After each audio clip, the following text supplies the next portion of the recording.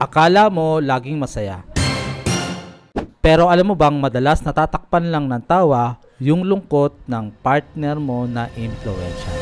Ang influential style, kilala sa pagiging madaldal, masayahin, at mahilig sa tao. Pero ito ang madalas hindi napapansin. Sa likod ng mga tawa, gusto lang talaga nila makaramdam na importante sila at pinapansin sila. Kaya kung gusto mong mawin ang relationship mo sa influential partner mo, tandaan mo ito. Pahalagahan mo yung effort nila. Kahit na maliit na bagay. Bigyan mo ng papuri. Makinig ka talaga sa mga kwento nila. Kahit minsan, paikot-ikot. At higit sa lahat, huwag mong patayin yung fan. Kasi doon sila kumukuha ng energy.